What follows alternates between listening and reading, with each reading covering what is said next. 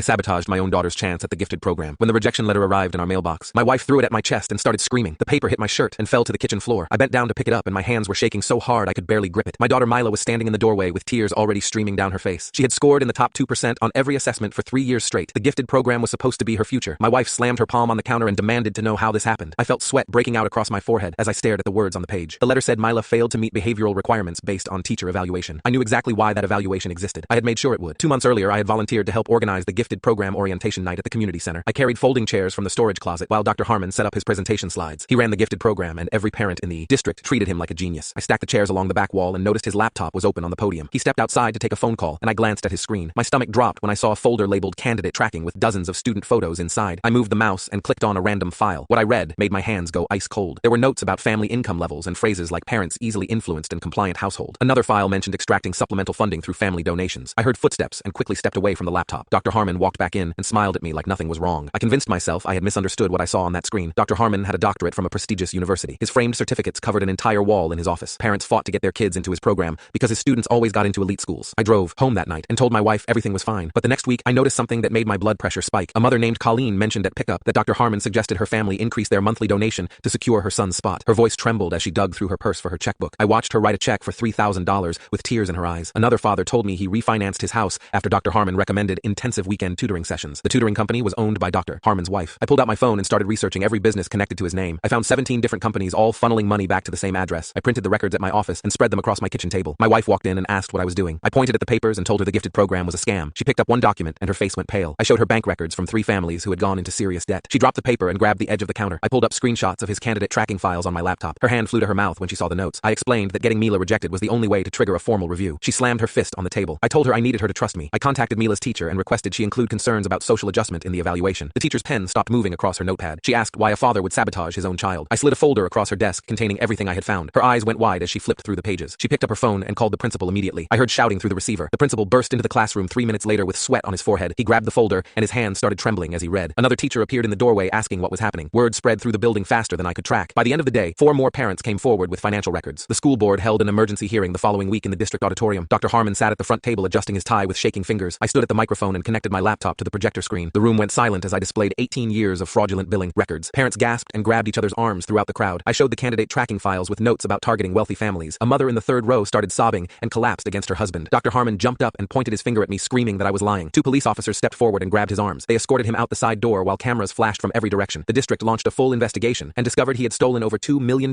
from families. Mila got accepted into the reformed program 3 months later under new leadership. I still have the rejection letter framed in my office as proof that sometimes you have to lose everything to save everyone.